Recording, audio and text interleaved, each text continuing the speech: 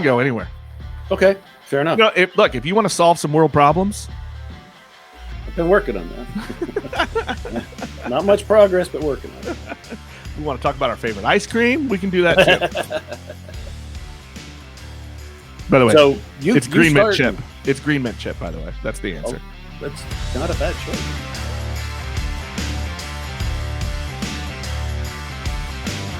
Welcome to the News Nirvana podcast. I'm your host, Nick Parker.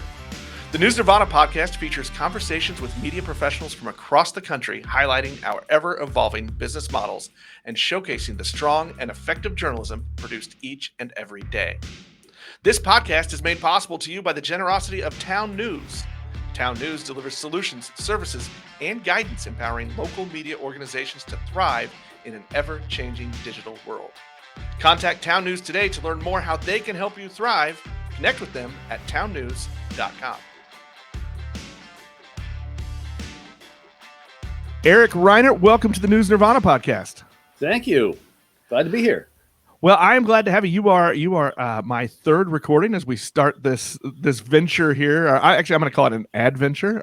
This is fun for me to I get to talk to people all over the country that are in the news business. What are we doing? How have things changed, and what are we doing going forward? I think I don't know. We've always said it's an interesting time in the business, right? It seems to be always in evolution, but I think this is a little bit different time, right? As technology has, at least in our industry, technology has grown so much in the last 25 years that we have to change how we collect the news and deliver the news.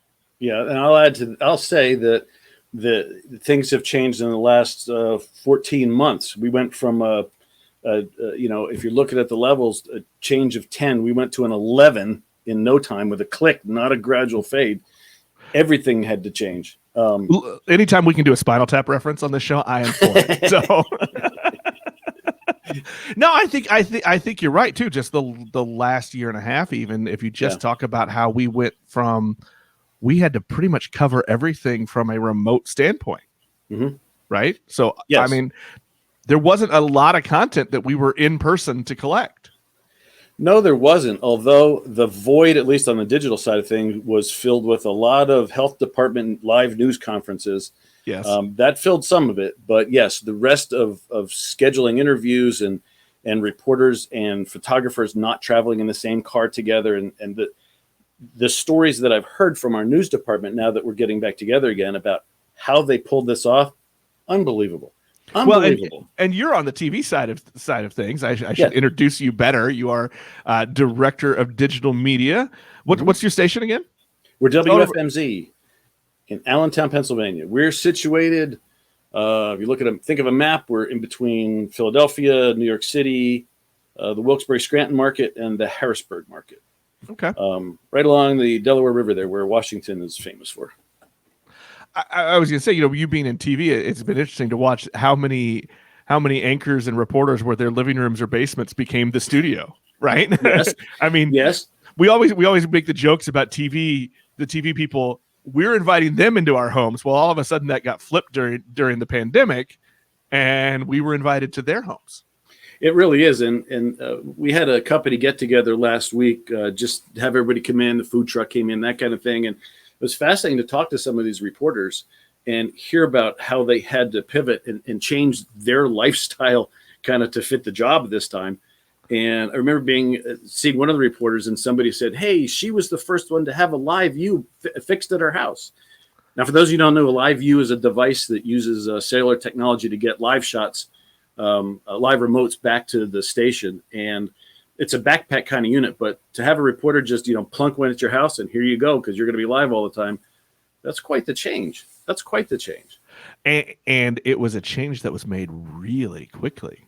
Yes, I mean, we all gathered whatever equipment we could, right? And just moved it into our homes, and the technology that developed and changed. I mean, we're using a web-based studio system right now that was barely a fledgling company when the pandemic started, and now it's huge. Yes, it is. Or even, what did everybody use? Zoom, right? At first, and that was a thing that it was a small company, and then just exploded. And then Zoom became a verb too. We're going to Zoom today. It's like when Google started. Now you Google things. Now you Zoom things. It was a challenge to get used to the different technologies because, when our reporters would interview people at home, they're either using Zoom, they're using GoToMeeting, they're using StreamYard, they're using Hangouts, they're using all these different types of technologies that, we have to bring together here and somehow turn that into a reasonable looking broadcast signal to put on the air for everybody. Big challenge. Yeah. And I think we got, we became a lot more liberal in our what we would accept as far as video and audio quality, right? I mean, I remember when I moved the studio. So I host and produce a lot of these podcasts and digital type things, and I moved my studio home. And I live in a 115-year-old house, and audio is not great with plaster walls. But I think we all learned to just accept it that's what it was. Or even now, I'm sitting with in front of a webcam that's right in front of me. And that's a great point because our engineering staff down in the engineering department are shaking their heads like, why am I bothering to put 4K on the air when they're streaming this stuff that freezes and has blocks all over it? Like, we've just expanded it. Yeah, 4K is great, and that streaming thing, that's okay too. What did was that a topic of conversation as you got going about quality and as far as what you did, or was it just let's get the story and put up what we've got? It was if you could get it back, let's get it back.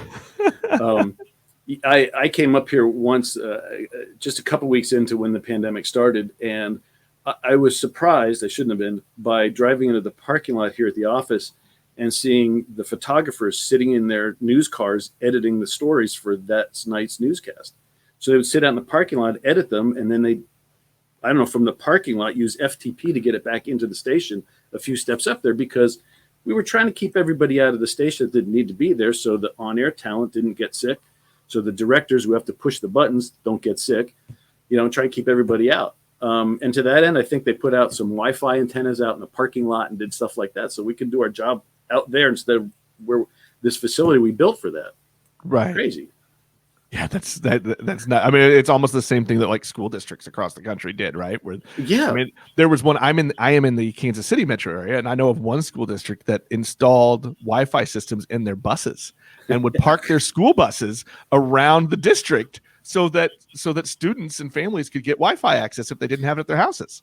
But see, that's where smart people thrive. When you think about that, how can not necessarily, well, not what it costs at that point, but how can you make this work better for the people that we have to serve? I was astounded to find out that our evening newscast was being produced by someone who was sitting 2 counties away in their living room. And I said, how do they produce a newscast? Well, we put a home security camera, mounted it in our control room so it could see all the monitors, and they sit at home with their laptop and they can see all the monitors as if they were sitting there. So they've got a shot of multi-monitors. Yes, they do. And then, we put our intercom on the phone so they can sit there and they can talk to the reporters and everything else in the field. I never imagined that. None of us ever thought we'd be doing this way. And it's changed us immensely. What do you think? I mean, okay, so what changes are you seeing? I mean, how are I guess your staff and your reporters, how are they operating differently because of what they learned and they were able to cobble together? We learned to the technical staff of the newsroom learned to, I think, communicate better because they had to.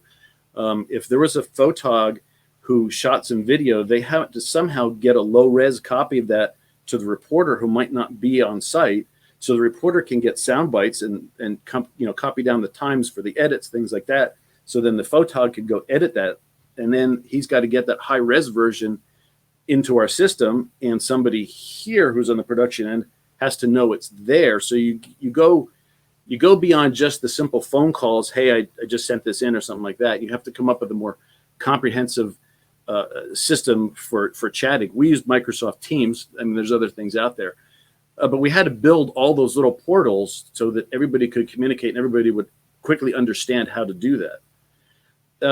One of the interesting things is that our sales department in once they got used to the technology, they've been thriving on being able to do a lot of their business remotely. And in talking to one of the salespeople last week, I was surprised to hear her say, "I'm not coming back to the office. This is amazing. I don't have to sit in a long commute. I don't have to sit in traffic to go find a client. I don't have to go and wait in a client's office and things like that. I don't have to take along an iPad or something like that to show them what I'm talking about for a digital advertising buy." She said, "I can get them on a conference call online. I can click a button, share my screen. Oh, you want to see this video? Click here. You want to see what the website looks like? Click." And they're able to do a lot of business that way because, well, their clients quickly became, used to doing their business that way as well. So it's very surprising to see that. I think that a majority of our salespeople will probably continue to work from home. I'm imagining that we'll have the team meeting once a month or whatever, where everybody still gets together because you still miss the human element of that. Right. But the ability to do all that remotely jumped right in. Yeah, I wonder what the balance is going to be like. I mean, we tend to always overcorrect, right? Yes. swing from one to the other. But do you think that do you really think that there's going to be a lot more of that kind of, I mean, from your sales staff angle, of that remote meeting with their clientele and with their new prospects? I do think so. Being in the market that we're in, our clientele is varied. We did have salespeople going into Manhattan and New York to the ad agencies there. We have the smaller mom and pop businesses, the one-offs, the local franchises, things like that. So it's going to be varied. For the ad agencies, things like that, yeah, it's going to be online. Part of it was before, but now it really is. For the smaller shops, I think it's still going to be maybe some in-person calls, some things like that, until they get ramped up with the technology. If they need to, right. They might not need to. And we have to adapt to that too. Although I found some of the smaller businesses adapted quicker. Like they went and for me where I am, like they went and got that technology to survive. And I don't know if it's just size, they were able to pivot faster because you don't have to pivot 100 people. And in a smaller business, you don't have to work with your IT folks in security. Well, that's true. That's true. That's a big thing. As a small business, I understand. Look, I am IT, I am security, I am right. It was a challenge for us in the digital and the online department because we're used to being here on site and everything's internal and we have access to everything. And once we get home, we started to work with that, realize what we couldn't access. And then the IT folks said, "Whoa, we can't let you just jump in like that anymore because we can't open that up for you because then everybody will get in." And there were a lot of struggles involved in that, especially at the point when, not to get too detail oriented, but to do live streams, like I mentioned, of all these health department news conferences and things like that. Well, you have a photographer standing at a podium and the news conference isn't quite ready yet. And I'm sitting at my house. How do I know when to push go and start streaming when they're ready? Right. So, we take the low-tech approach of taking a webcam in an office here at the station, pointing it at a monitor and sitting at home and watching that webcam at home so we can see it real time. All those little things became big problems until we could figure out the simplistic ways to do them. I want to shift gears a little bit. Sure. Part of what you do, your job is you have helped the station develop a bunch of different mobile applications, and you guys use those for various monetization paths. And I do want to talk about what all those are and why you did many, but kind of following the theme of how things have changed. Was your ability to use those effectively altered or hindered by all of the pivots you had to make just to keep broadcasting news? Well, I will say that 3 of the 4 apps that we have did well, and here's why. The 4 apps that we have one that's news content, very little weather, no traffic information, things like that, because we have a traffic app, which is maps, incidents, traffic flow charts, things like that. We We have a weather app that includes the radar and all the hour-by-hour stuff. And we have what we call a live app, which is kind of like an OTT on your phone. You can watch the newscast live, or when we're not airing a live broadcast, it will repeat the most recent one. So it's all news all the time. So can you tell me which of those apps did not do well? Traffic. No, nobody's driving. Yep. Yep. That one sank a little bit, but it's coming back. It's coming back now. And you asked about the reason for those apps. As a consumer, I'd probably like to have all the information in one app. But as a business person, it turns out we can monetize them better when they're separate. So for the news app, we'll sell run of site type of advertising on that. You could sponsor a section of the news app if you want something like that. The weather app, we've limited to 4 advertisers, only 4. And that gives us an advantage to go out to a client and say, you're only one of 4 in there. So there's a good chance somebody's going to see your ad every time they look at the weather map. The traffic app, I'm sorry. Oh, no, go ahead and finish the traffic part. I said that the traffic app is an annual sold to one client. It's a large towing company in the area, and they keep renewing every year. And the live app uses a lot of programmatic and things like that. So we try to cover all the bases with that by making those apps separate. And it didn't get a whole lot of pushback on it because people can pick and choose the app they want. What I wondered how long have you been doing those apps? When did you launch those for?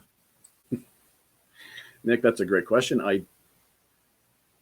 Are they relatively new? Oh, no. We've had them for 3, 4, or 5 years, something like that.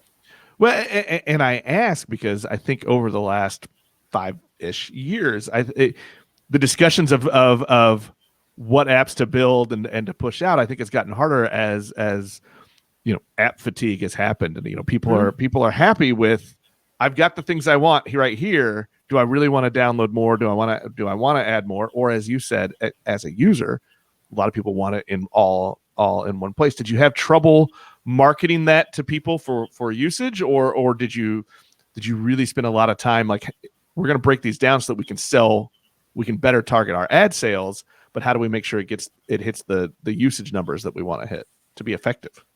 What it comes down to is the quality of the information that you provide on those apps and the individuality of each of those apps. If you want, local news, you can download a CNN or a Fox app on your phone. You're not going to get your local news. Right. Download our app, you get it.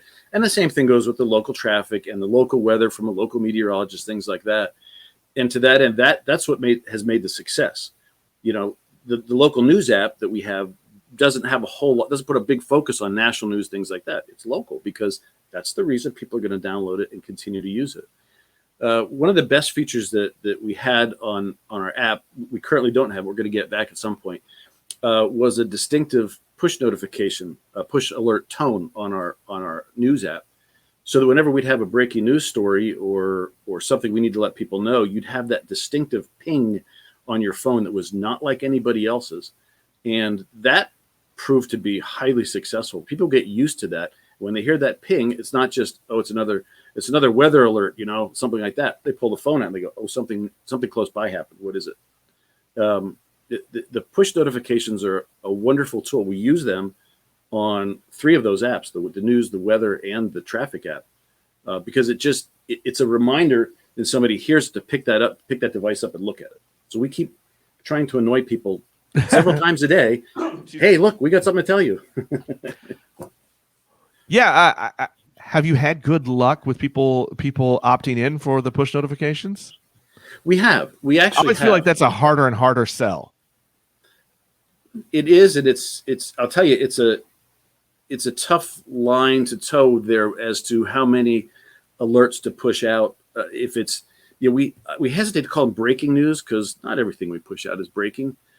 And my general manager once said a great thing that we've tried to instill in our digital producers, which is you want your push alerts to try to help guide your audience through their day. That's a pretty cool thing. What does that mean? if first thing in the morning there's not a lot going on, but yet there's thunderstorms later in the day, send out a push alert that says, by the way, take an umbrella. You might need, something might be happening later on today. Or, I don't necessarily want to push out an alert for a jobs report or something like that, or at something economic, but it's just the kind of thing. If a local music festival announces a new act that hasn't been in the area, and we have nothing else going on, push it out. Tell people about that. Give them something more than the car accident or the fire or something like that. Broaden it out a little bit more. I like that driving statement of guide your people through their day. I think that's good because then you don't rely on breaking news, because not everything is breaking. Yeah, and that's old. What does that mean anymore? Right. Everybody has a red bar across the bottom that says breaking news. What does that mean? Well, and I think because of the way news consumers are now, and because of all, I just knocked my mic over, because of all the choices that news consumers have, right, to create their silos, a breaking news could be anything. It just depends on what they're interested in.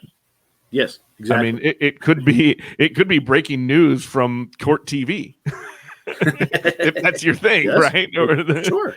But that's not breaking news for everybody, and for what you're doing locally, I think what we all try to do, right, is serve that community or industry, whatever it is that we're covering. Not everything's breaking, but I love the idea of how are you going to guide your readers, your viewers through the day. And we're going to be taking, hopefully soon, a step forward in that and allowing users to opt into different types of alerts.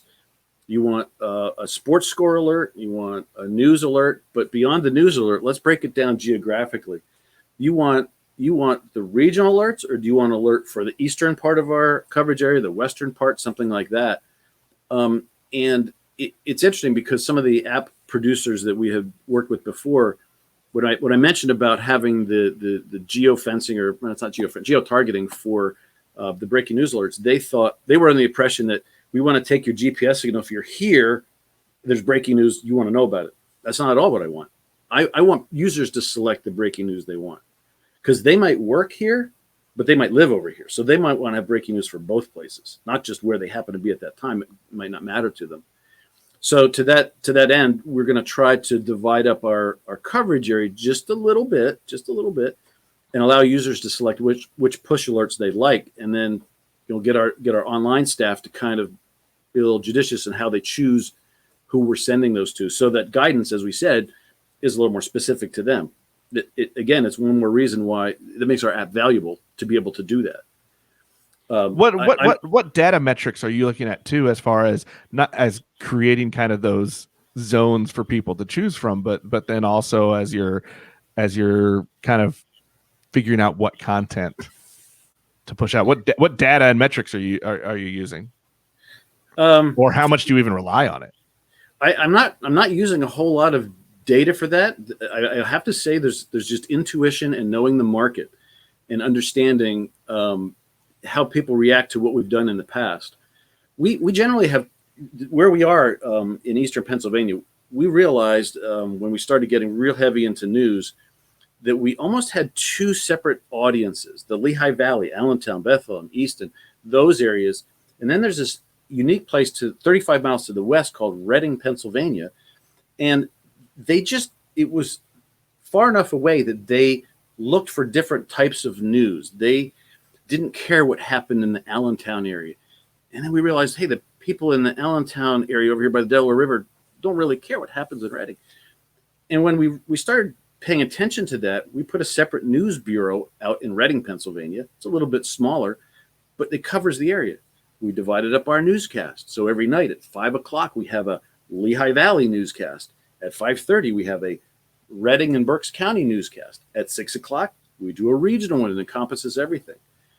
Just that alone is enough to create two different audiences. And if there's people over here in the Lehigh Valley that never go west of here, sorry for them, because it's nice over there, they may choose just to get the alerts here. They don't care what happens over there. People over there, same thing. So it's just knowing your market and understanding what, over the course of time, what people react to. Old school news judgment. Yeah. Yeah, the data is important, but sometimes you just got to think it through too. Did you see audience growth kind of when you made those decisions? You said, "Hey, we're going to do, we're going to do this region at 5. We're going to do this region at 5:30." Oh, absolutely, absolutely. We got audience growth, we have audience loyalty, and we have advertiser loyalty now. You have advertisers that say, "I only want to advertise over there because my bakery doesn't reach this far. I don't deliver flowers over there," that kind of thing. And it makes it a whole lot easier to do it that way from the broadcast side. Now, from the digital side, it becomes challenging because then when you have the baker over here who says, "I want to geo target my ads online," we really cringe at that because once you start doing that geo targeting for digital advertising, we generally don't reach the audience that they're expecting to reach. Right. That makes sense. And it's just we try to shy the advertisers away from that kind of thing. Well, and I think very seldom do people really know, geographically speaking, where their audience is. Mm-hmm. I think people when you do dig into data, audience data, which for every business is its own beast.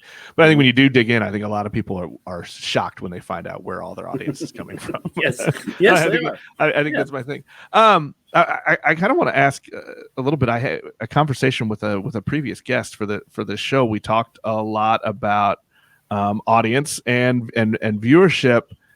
Are you seeing more people go to your app to view the news rather than make an appointment and sit down at 5, sit down at 6? Yes. Yes. There's a challenge. Yeah, and I guess my question is about that challenge and what that challenge actually is for you as you guys are developing, your news product. It's everybody in the news business sees this happening as well. Your broadcast audience is getting older and older. Your the next audience you're bringing into, the younger folk, things like that, they're all online. They're never gonna put up an antenna at their house. They're never gonna have a landline, whatever those things were. So it's a different audience that we have to try to reach, and that is a continuing challenge. If I can, I'll move this a little further here. That everybody's tried to use social media to try to get a younger audience, younger demographic into their product. Boy, do we run into challenges with that too.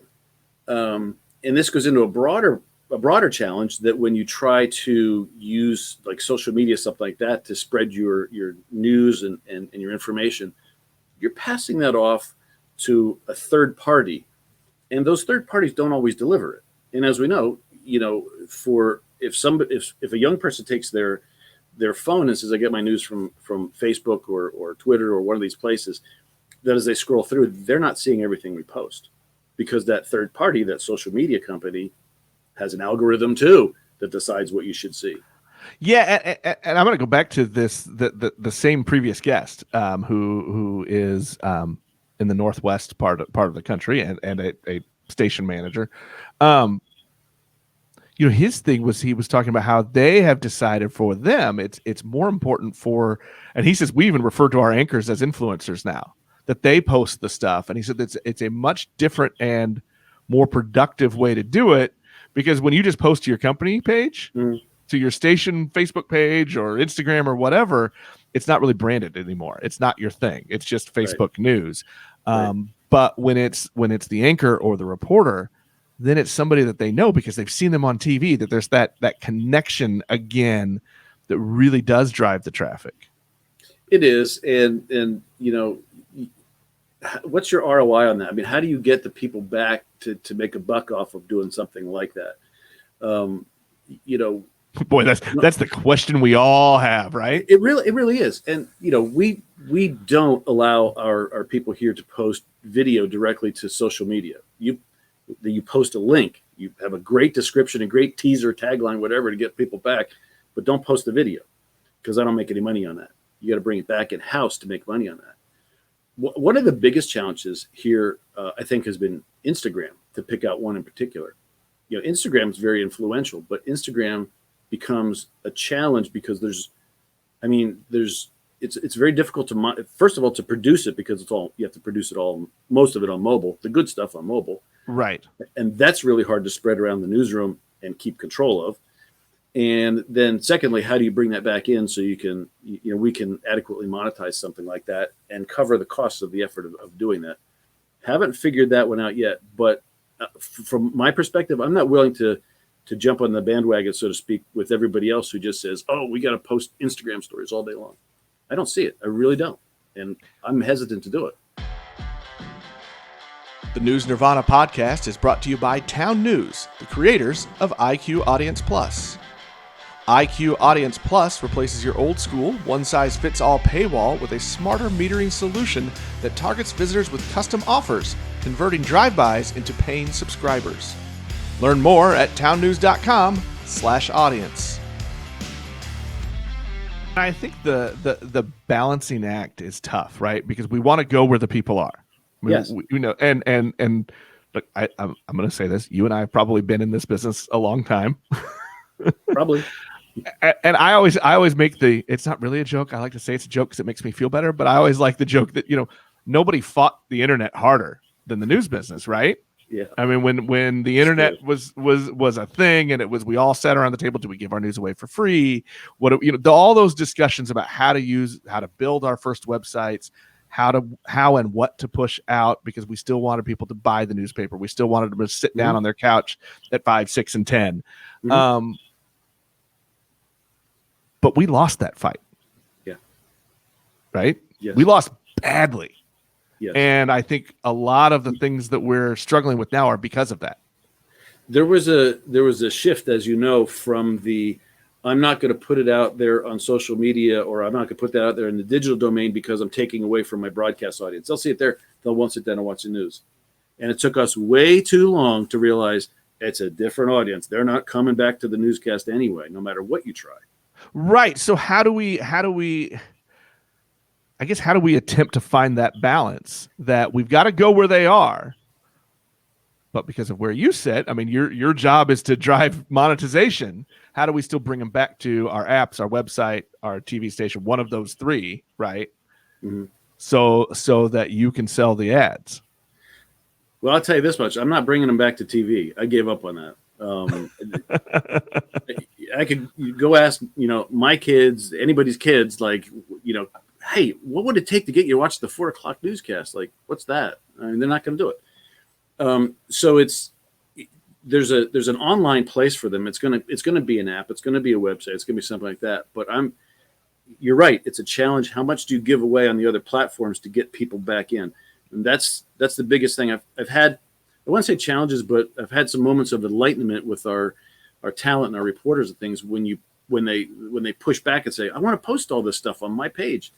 And I come to them, I say, you realize we don't get anything out of that when you do that. You're giving it all away. If you just give them all the information, what do you want a job in a year? We got to make some money on this. So it's been enlightening for some of them, I think, to understand the business side of it. Yes, you're journalists. Yes, you want the information out there. Yes, social media is fun. But you have to understand the business side of it too. And you're right. It's a balance, and it's a tough one. And I don't have the answer yet. Still working on it. Yeah.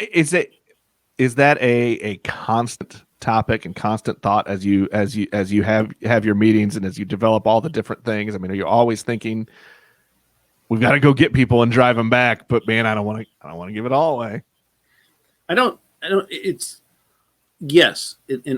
The challenge is we're almost chasing that, almost following it as it happens rather than leading it at this point, at least from where we are. Leading it becomes a challenge because that landscape continues to change. I never wanted to deal with TikTok from a business perspective, yet I have to. It's things like that. Like, why do I have to deal with this? But yet I do. I don't. There's one I don't have a good answer on yet. Stay tuned. I'm gonna be totally honest here. I don't get TikTok. I've tried. I don't get it. It seems like too much work. I hear you, but when a reporter comes to me and says, "What's our policy on TikTok?" I'm like, "I get back to you tomorrow." I'm gonna go make one. Yeah. What is that? So, yeah, that's a big challenge.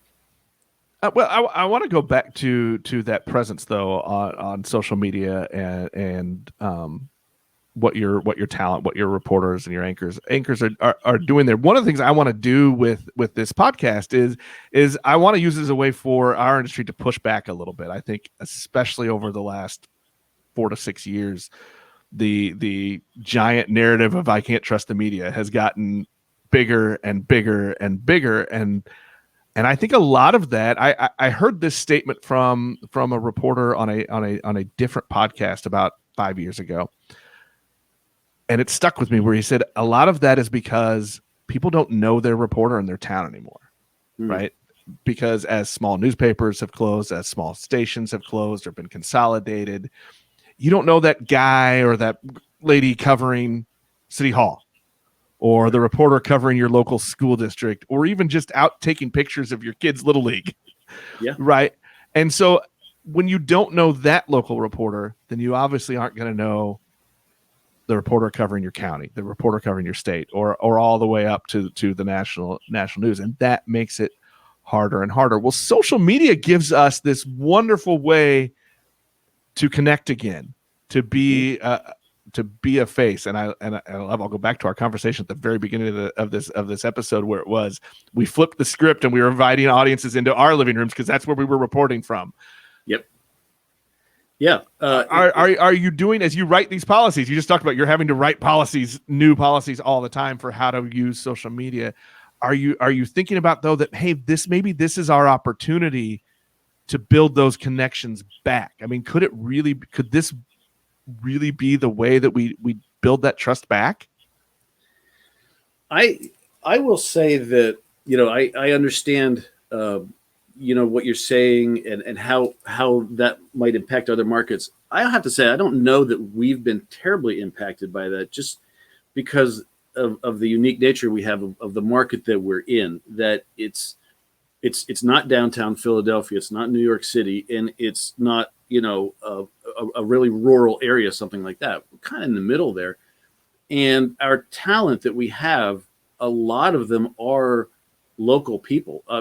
Interesting story that we just hired a meteorologist who followed meteorology as a career, because years ago, one of our meteorologists did these school visits and then came to her school and talked about meteorology. She got interested, grew up, went to school, worked on the station, decided she wanted to come back where her family is and work here again. You can't buy that kind of trust. That's great. You have a hometown person who's gone and got the education, come back, and now I know this area and I know how to forecast for this area. I know that if somebody says there's a storm coming, it's going to rain in Philadelphia, it's going to snow up in the Pocono Mountains, and here in the middle, we're getting the Pennsylvania mix. It's just a mess, and knows that, rather than somebody who's, come from another market completely or something like that. So it hasn't been a terrible challenge for us. We do, like a lot of other, media companies do, put, the outdoor advertising up with the faces on, things like that. For many years, the faces of our anchors were on the top of the website. We used to call it the Mount Rushmore banner at the top. And we finally got rid of that, realizing that people actually do know, who our reporters are. So I think we've done a fairly good job, just by, like I said, trying to keep the talent local and not trying to be too high profile, and getting them involved in the community with community events and things like that. So I think we've done pretty well with that. Social media, I'm sure it's helped. We don't have a particular push, for that connection. It's a great idea. And yeah, we probably should be doing more to solidify that. I think it's a great idea. Well, and I think it's a great way too, just to show, so that when you're out doing those things in the community, like you can connect there that same way. Hey, I'm out raising money for, our local social services agency, or I'm at the ball game announcing the national anthem, right? Yeah. I mean, but I think it's a great way to take those things that we've all done, right? I mean, that in our business, we've always had people go out and be a part of the community, but it's a way, I guess, to remind the community we're out there with them.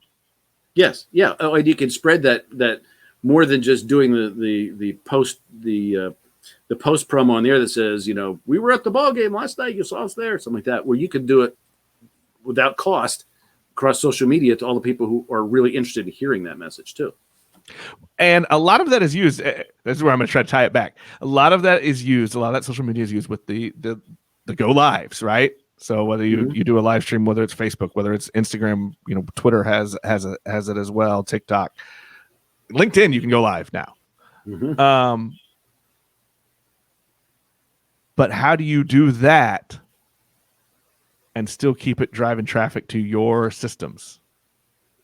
Well, I'll tell you, one of the most successful things we've done in social media has been to have our meteorologists do a Facebook Live, generally every morning, but sometimes it happens in the evening or when there's severe weather, things like that. As broadcasters, we give our meteorologists 3, maybe 3.5 minutes on the air to tell the whole story. And my apologies to any meteorologists who are listening. Meteorologists want to tell you the whole thing, why the clouds formed, how they formed yesterday, and 3 weeks ago this is influencing it, and where it's and on and on. I get that. There's nothing wrong with that. There's people that want to hear that, but when you give them 3.5 minutes in a newscast, they're not going to get that across. So we started allowing them to do the Facebook Live and said, it's yours. Minimum of 10 minutes. Go as long as you want. 10 minutes we found is about the point where you get enough people on to make it worthwhile to realize it's there. And we have done, they go for 15, 20 minutes. Sometimes they're 45 minutes in. And they can go through every chart that they want. They can answer all the questions that come in from viewers who are typing real time. And it is a wonderful, wonderful way to connect with people. I don't have any hard data. It's really hard to correlate that, but I'm convinced that those people who are watching those Facebook Lives are still watching the weather on our broadcast, or at least checking our app, for weather regularly, because they understand, hey, these guys know what they're talking about. Look at the explanation they gave me for the snowstorm. So that's been very effective, because for that reason, you're connecting with people and you gave them an open-ended platform. Go as long as you want. It's great. Well, and I think the beauty of those, though, too, the real power is what I have found is the replays, is the audience after you go live. I mean, you could get a couple hundred people, whatever, maybe if you're lucky, right, and you've built the following, you're getting thousands of viewers when you do go live. But it's the numbers that increase afterward, because they start sharing when it hits that viral thing and people share it around, or they just go back. Yeah. Because you're gonna see it in your timeline. There it is. Oh, hey, I didn't see that. Let's watch it. Or I watched the 3-minute segment on the news. Yeah. But I want to know more. Yep. And I know that's where they're going to do it. Are you monetizing those at all? Are you selling some sponsors, putting sponsors on there, or is that strictly about the station and the talents brands? No, there's sponsorship involved in that. They tend to be long-term sponsorships, whether we're selling for 3 months, 6 months out, something like that. And we're actually actively working on doing more of that. You have to work within the social media company's constraints of what they allow. Right. But certainly we'll go to that limit as best we can. But walk right up to the line. Yeah. And then say, oh, sorry. No, but we are monetizing them. Yes. What else what are you thinking? I guess as you look forward, what are you thinking as far as finding, new ways to increase your ability to monetize, but also as you're developing new ways to drive traffic? What are some things you guys are thinking about? Well, one of the things that's sadly on my mind and a lot of other digital people is the demise of third-party cookie data.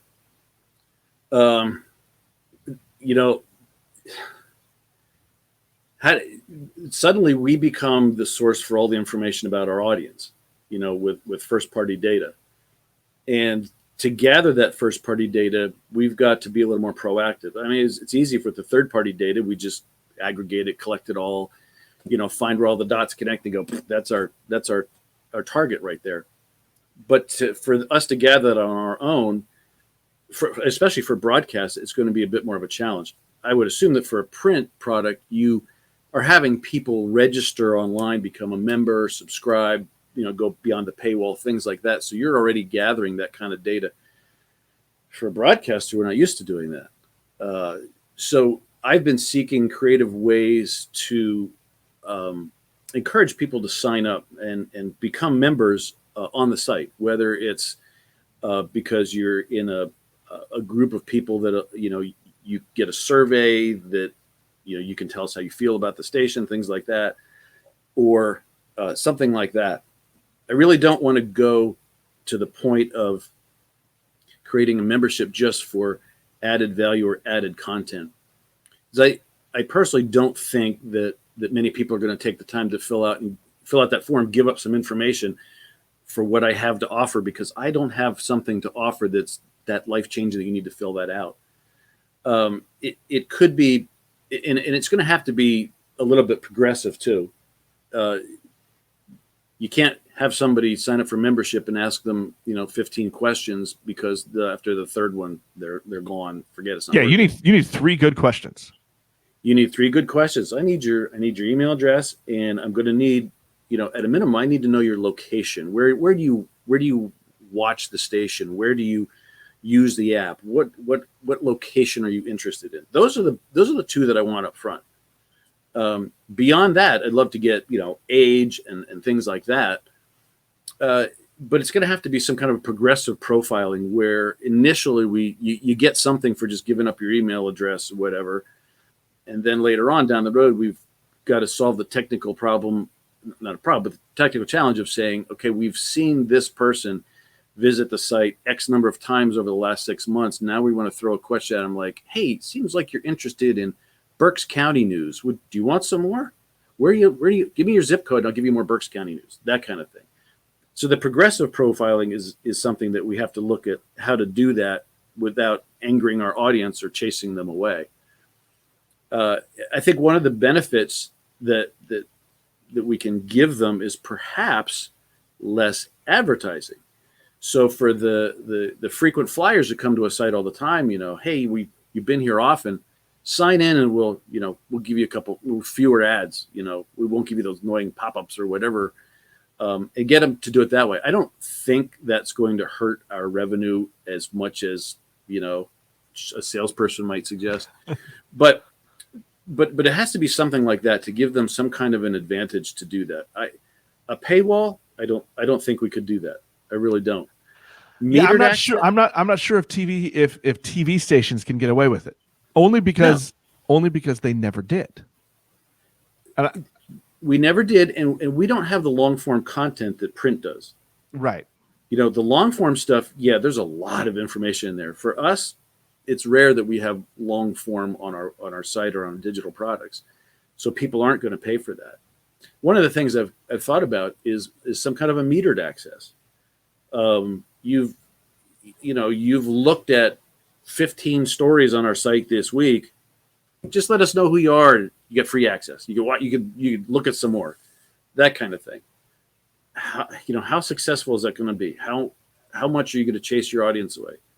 How much is your audience going to close their Google browser and open their Firefox browser and keep watching? Right. I don't know. Right. There's ways around it. Well, there's always ways around it. And, if you look at what Apple's doing, right, they're making it harder and harder for cookies and everything else to track, which, okay, users, great. For those of us that are still trying to monetize our businesses, I hate you. Yeah. Well, try to convince the consumer, the consumers, you and I have both gone online and gone shopping for something like a pair of boots or something like that. And every other website, you have that same ad come up again for weeks. And that's retargeting. And there's reasons for that. Now, when all that goes away, you're not going to get an ad for boots anymore. You're going to get an ad for diapers or something like that. I don't know. Maybe you need diapers in your family. I don't. I'd rather see an ad that maybe is annoying, but at least is geared towards something I'm interested in than something I don't need. Right. It's good for the advertiser, obviously. And I don't think consumers understand that in some way it's actually beneficial that they know a little bit more about you instead of trying to give you something you don't want. And I don't know if this is just our insider perspective, but I always get a little annoyed when I see an ad and I'm like, that has nothing to do with me. What are you doing? Why do you think I need diapers? Right? There's a part of me that questions, their algorithm. Yes. Well, listen, Nick, don't tell anybody, but I've often been tempted to mess with the social media and visit sites I wouldn't normally do just to mess up with the algorithm. Right, just to see. One kind of last thing I do want to get to before we wrap up, and because you just hit on it, that because of what you do on the TV side, you don't have as much long form product. Right. I feel like even though the news business, and especially on the print side, spent about 20 years saying shorter, people don't have attention spans. But I feel like there's a lot of news out there now that's proving that wrong. I think the very medium that you and I are doing right now, podcasting, proves that wrong, that people do want long form journalism. Yes. If it's the topic that they want. Yes. They want it. Are you at your station? Is that something you guys think about adding? And maybe that's the extra content you were saying you didn't have to give. But is that something you think about as you plan for the future? That maybe there's some longer things, deeper dive things that we can go into. Yes. Interesting that you mentioned that. A couple of years ago, we realized that, our local newspaper was writing long form articles and they were doing the recaps of the council meetings and the school board meetings and things like that. And we were focused more on the day-to-day, 2.5 minute packages that we put on broadcast, things like that. Our news director came up with a brilliant idea, which is to hire some freelance writers to go to these meetings. We're not shooting video there. We're not doing a reporter stand-up outside the school board meeting, and everything like that. They're going, they're maybe taking a photo, and they're writing up that board meeting, that council meeting, whatever, and submitting that in the evening. So that's ready to go first thing in the morning. And that does a couple things for us. First of all, that helps, that's a small investment to cover some of these, I don't want to call them smaller, but some of these events that are hyper local that not everybody in our audience is particularly interested in. If you're buying a newspaper has, sections there, and you find your section, you read it. Well, why can't we do that same thing on digital? We're not going to do it on broadcast. We don't have as you said, we don't have the time to do that. But in digital, we can do that. So we've found a couple of writers, and unfortunately, they are former newspaper reporters too, who are looking for some extra work to go out to these meetings and do that. So in the morning, we have a section on our site and on our app called Inside Your Town, and it's going to be the local meetings that maybe 15% of our audience is deeply invested in, but they're going to go to that article, they're going to read it, they're going to share it, they're going to talk about it. Maybe we get another 15% with another board meeting that happened or something like that. The other thing that we've done is we have a local historian who also worked in print for many years. And once a week, he writes an article called History's Headlines. And it's a long form, very long form article about some historical event in the Valley when, the day Kennedy came to visit, the day the steel plant closed down, whatever it is. And it's paragraphs long, and it's good. It's good information, but it's something that people in this area can relate to. Maybe, like you said, if you're interested, maybe not every topic, but once in a while you're going to get that person. And the way we do this is we talk about it Friday night on our Friday evening broadcast, but we delve into it just a little bit. Here's what Frank's going to be talking about this week. A little bit. Read more on the website this weekend. And then we post that. So that's available for our digital people. And then Monday night on the broadcast, they run the whole thing. But those Today in History kind of things, or This Week in History, or whatever they are, right? That old community newspaper standard. I mean, people love those. It still loves them. Mm-hmm. And I think that's a great thing for you to adopt and bring into your broadcast side of things. And yeah, people are going to flock to that. Yeah, and share that, and what great tidbits to use too in your social media pushes. Like, here's just a couple of segments and a tease. Here's the link. Go check out the rest. And people are going to follow that all the time. So it's interesting. So that in that respect, we're not pushing people from digital to broadcast. We're going the other way, broadcast to digital. You know, Is that the future? I don't think it is. Really? It's still going to be a delicate dance both ways. There's going to have to be synergies between both of these, and it's going to depend on the topic, the timing. It's going to depend on a lot of that stuff, and I think it's going to go back and forth. Is there do you have to build your packaging differently for that balancing act to work? I mean, are you packaging part of the story differently for your broadcast than you are for your digital push? Generally, no. I would love to have the freedom to be able to do that, but to have a reporter go out and, again, for now they're primarily doing their pieces for broadcast, and then we're moving them into the digital realm. There are times when we do things that are specifically digital, but we're still not to that point yet where I think we put the focus on digital before the broadcast. Now that changes with, as they say, breaking news changes everything. So right. Breaking news is different. We'll do digital first. But for most of the packages and stuff like that, it's mostly broadcast first. There might be some extra stuff that's included on digital, extra photos, links, things like that. And that's the way to push people to the website. And don't just say, go to the website for more information. You tell them, go to the website. Here's a link for this. And you can sign up for that and see the pictures of what happened after the, whatever. You have to have a specific reason for them to go, or they're not going to bother. Right.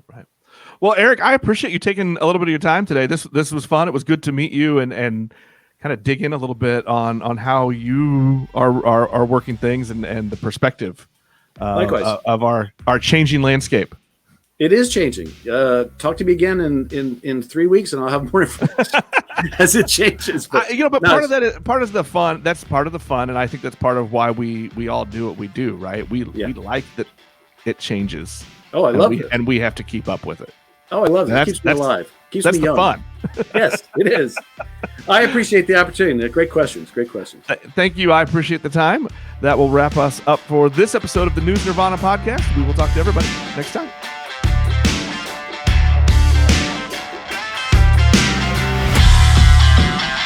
The News Nirvana podcast is available on Apple Podcasts, Google Podcasts, Spotify, or most any of your favorite podcast apps. The News Nirvana podcast is made possible by the generosity of Town News. Connect with Town News at townnews.com. The News Nirvana podcast is produced by Fredcasts. Think, speak, act,